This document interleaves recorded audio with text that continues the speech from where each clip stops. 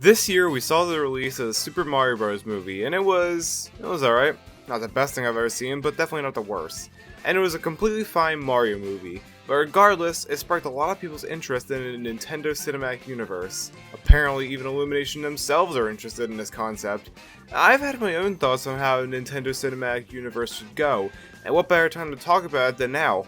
Also, side note, reportedly the upcoming live-action Zelda movie wouldn't be included because it's being done by Sony, which I could go into detail about why that's just all around a bad idea, but anyway, for the sake of this video, I'll be going over my ideal Nintendo Cinematic Universe, just so we aren't locked to only Illumination or only one animation style.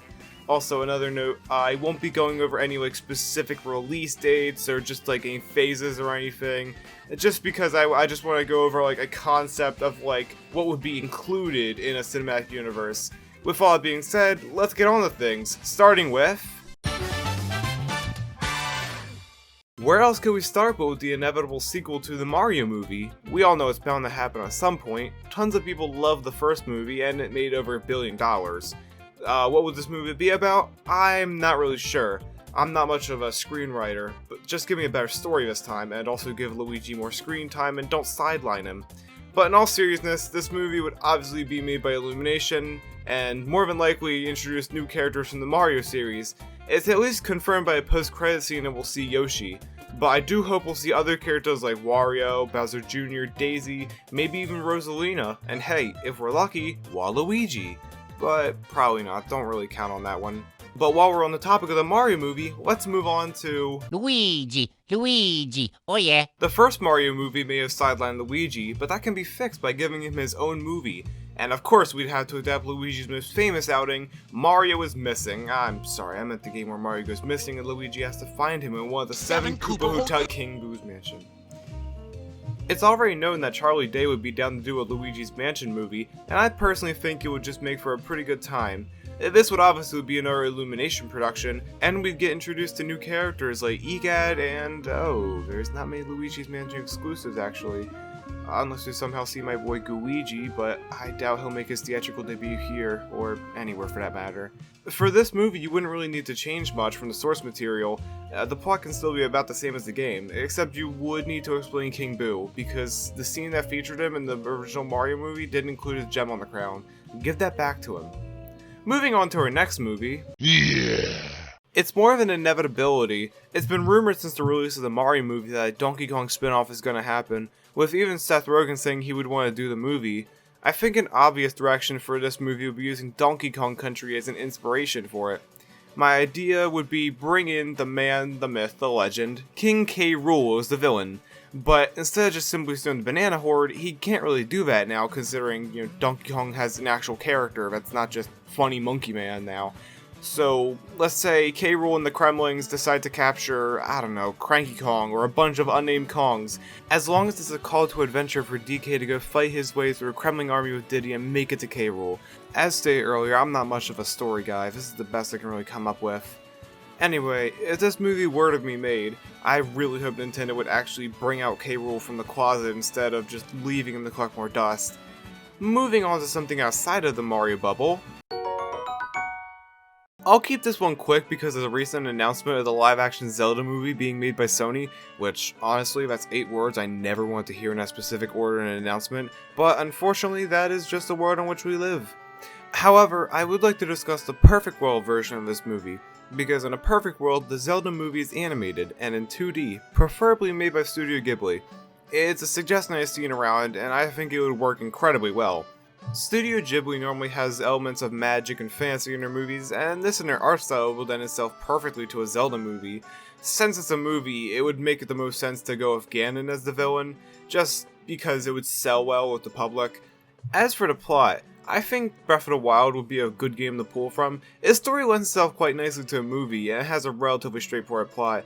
Link wakes up, he's told he's been asleep for 100 years, finds out what he needs to do to go and stop Ganon, goes to help Adrian regain control of his divine beast, and there's some memories scattered throughout that shows us what things were like for Link, Zelda, and the champions 100 years before. Link goes and defeats Ganon, Zelda's reunite with Link, end of story. This and Tears of the Kingdom are the only Zelda games I've ever played. I'm a fake fan, I'm sorry. But I do have 200 hours on Tears of the Kingdom if that counts for anything. However, a series I do have knowledge on more than 2 games about... For years I've had the thought that Metroid would make one hell of a movie, and with the possibility of a Nintendo Cinematic Universe on the table, that could be very likely, and I could not be more excited about that. I think if any game should get a live-action movie, it should be Metroid, and I believe Legendary Pictures should be in charge of the movie. Their work on the Godzilla and Kong movies, as well as the obvious Detective Pikachu, proves that they would be perfectly suited to bring the monsters and alien worlds of Metroid to life. As for the story, I think it would be great to adapt the start of the series, as well as depict Samus' origins.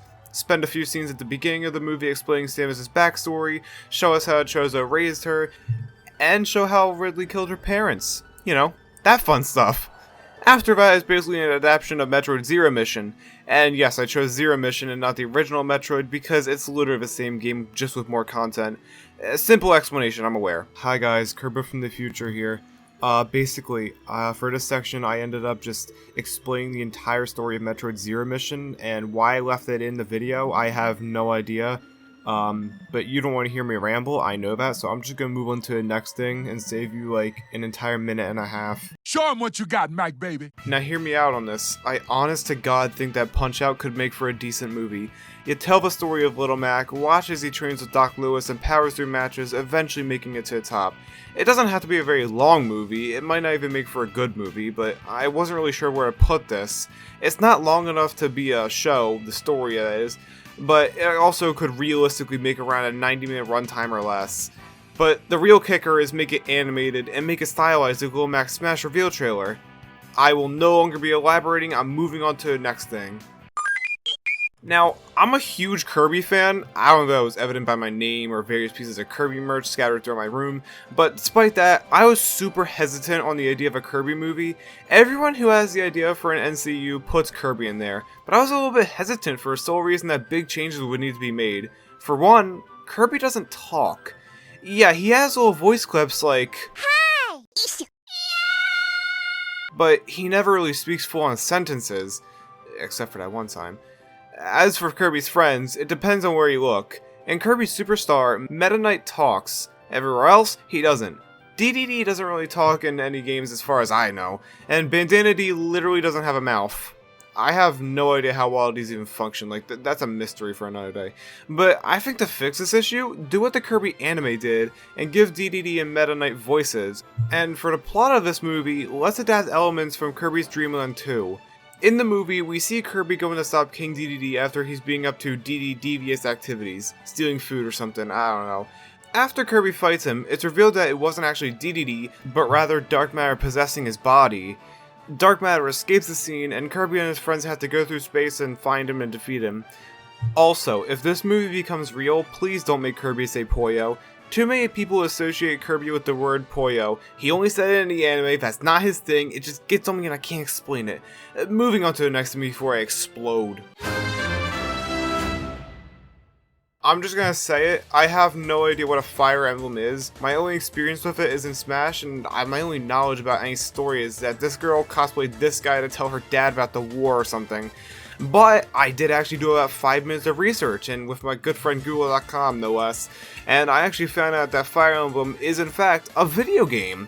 Not just a video game, multiple. That's right, they multiply. But I also found out that there's no real overarching story between these games. And I've seen all the jokes about how no one is going to watch 5 Fire Emblem movies to understand a Smash Bros. Movie, so I say, make it an anthology show, with multiple seasons, each covering a different time period, and following a new protagonist. Does that sound like too much? Then make it a single season with long episodes, and each episode is the story of a different game. But I have no idea how long Fire Emblem stories are, so please don't hurt me. And in my opinion, I don't think it would really matter if the show were live action or animated, because when I think the live action route, I think something like Game of Thrones. It's got that whole medieval thing going for it, and shares the whole I have no experience with it thing. When I think animation, however, I think of the Smash Bros. Real trailers for Fire Emblem characters because I'm one of the filthy Smash Bros. Fans who doesn't know what the hell Crom is. Anyway, I think I've said all I need to say about Fire Emblem, and if this video gets any views, I can't wait for all the Fire Emblem fans to tear me to shreds in the comments. Moving on. I'm really feeling it! Okay, we're now at the point where I'm not familiar with the franchise I talk about, but lucky for me, I have a friend who is a fan of Xenoblade. I asked her about the plot of Xenoblade and I found out she had only played Xenoblade 2. So I was left to research and oh my god. Oh no. I was originally going to say that a Xenoblade movie could be made, and then I realized that after finding a post in the Xenoblade subreddit, Xenoblade can't be a movie, as pointed out by fans of the series, also known as people who know far more than I do. This also helped me realize something. Shows in the NCU should be for franchises that might not perform well as movies with the general public. It also helps that the franchises I decided to include here as shows are the ones that have stories that could suit the length of the show. Anyway, back to the topic of Xenoblade, I thought about what game to adapt the story of, and this is where we get back to the insanity I witnessed earlier. It actually doesn't matter which game we adapt. It can be any of the 3 games. And yes, I said 3. What do you mean there was a Xenoblade game released for a Wii U in 2015 that never got a Switch port and therefore faded into irrelevancy? That never happened! So to summarize this segment, Xenoblade has stories that are too big to contain in a movie and would need to be a show, and you can adapt any game because none of the games are connected. Would you believe me if I said I'm not going insane yet? I never learned how to read!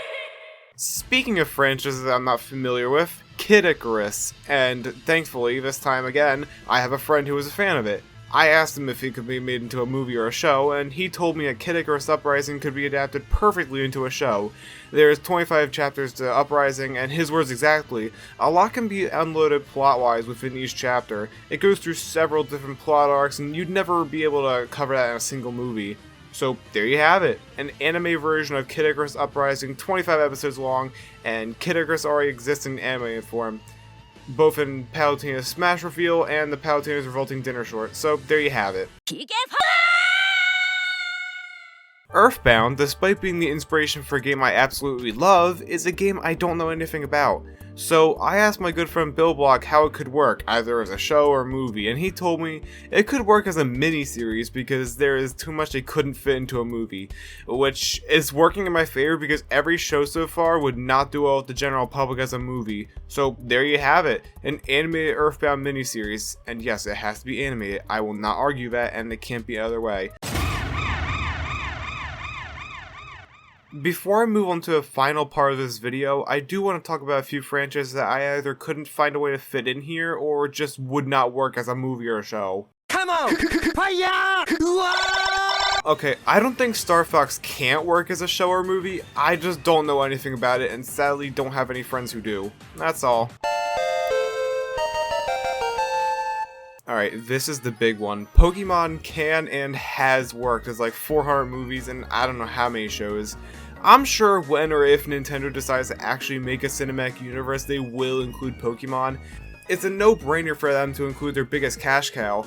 I just don't know how we would want them to incorporate it in. There's like a billion things you could do with Pokemon, and frankly, I haven't been that big into Pokemon since middle school, and therefore don't have enough personal interest to talk about it all the ways they could do it. Ice Climber, Rob, Duck Hunt. I shouldn't have to explain why these don't work. Ah, there it is, the most recent new hit IP Nintendo has made. I don't see a way Splatoon could be adapted into a movie or show, honestly though. I know there's some lore to it, but I have no idea about any of it. And I don't really know how expansive any of that is, or how it can even be adapted, so I'll just leave this here in the lightning round of sorts. I've seen so many people bring up Animal Crossing when talking about the idea of an NCU, and I just have to say, why? If we go to the movie route, there's not much you can really do, unless you just want to watch a guy build a town and pay his taxes. But at that point, just get into real life real estate. And don't even try saying you can make it a show, that'd be boring as hell. Ah, there we go. A recent Nintendo IP that was a neat concept that really didn't do anything more of its core concept of extendo arm fighting. Look, if Nintendo couldn't be bothered to do anything more with this core concept in the game, what makes you think they'd do anything more with it in a movie or show? Spoiler alert, they won't. I'm sorry to the 3 ARMS fans left in the world. Yes! On October 21st, 2004, F-Zero Climax was released. 1 month and 9 days later, I was born. 19 years later, and the only game released in the series since then was an online mode of the original game from 1990 where you play with 98 other people. I highly doubt Nintendo would make a movie about F-Zero just based on the last 19 years and ignoring this September. That, and also F-Zero, from what I understand, is basically just a simple racing game. I don't know the story here, or if there's even a story. Anyway, with all that said and done, we can move on to what I know you clicked on this video for. It's the idea that everyone and their grandma who calls every game system that Nintendo has had a Smash Bros. Movie.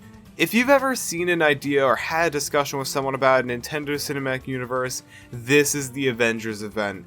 But have you ever actually sat down to think about how a Smash Bros. Movie would even work? I know, the obvious idea on the table, just adapt Subspace. And I know, this whole video I've just been saying to do adaptations for these movies and shows, but I just want to think a little beyond doing Subspace. I actually came up with a basic premise for a Smash Bros. Movie. The pitch? Literally just Smash Bros. Essentially, my idea for this is Master Hand invites heroes and villains from across the Nintendo multiverse to join Smash Bros. Obviously, it wouldn't be called that in the movie. Each of them would end up joining for their own reasons, but ultimately it would end up turning out to be a major fight between everyone. Maybe include the Smash Ball as the prize for the winner of the whole thing, and it gets them ultimate power. By the end of the movie, I'd imagine someone, maybe a popular character like Mario, Link, maybe even Kirby gets a Smash Ball and uses it to send everyone back home. Unless Master Hand was just going to do that anyway, then you could just use it for whatever they want. Alternatively, you could use a Smash Ball to create a big villain for a movie. We'd obviously have the villains from across the NCU in here. Maybe at some point in the movie, say Bowser ends up stealing the Smash Ball and uses it to turn into Giga Bowser and everyone has to fight him. There's actually a lot you could do with the idea of the Smash Ball being the magic do anything you want MacGuffin everyone is fighting for. Another idea I had for this movie isn't as good as the last one, but my idea is doing what Marvel's Secret Wars did back in 1984.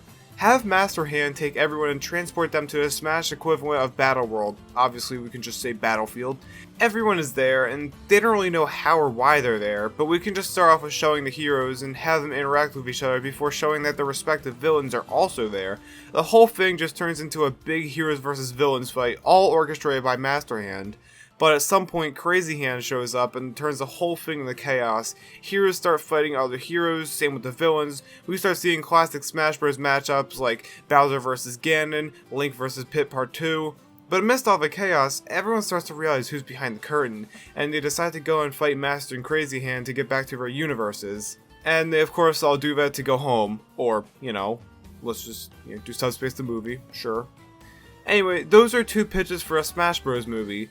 Bottom line here is, I think not only does it need to be a crossover movie acting as the Avengers event of the NCU, it should also embrace that. Yes, it's a movie about these iconic characters fighting each other, but it should also include scenes of these characters interacting. Justify this being a movie. Give us characters talking and interacting in ways you don't see inside any Smash Bros. Game. Smash Bros. Is an event whenever it releases. We get excited for a release of these games. And therefore, the movie should be just as special, and it should give the fans things they've dreamed of.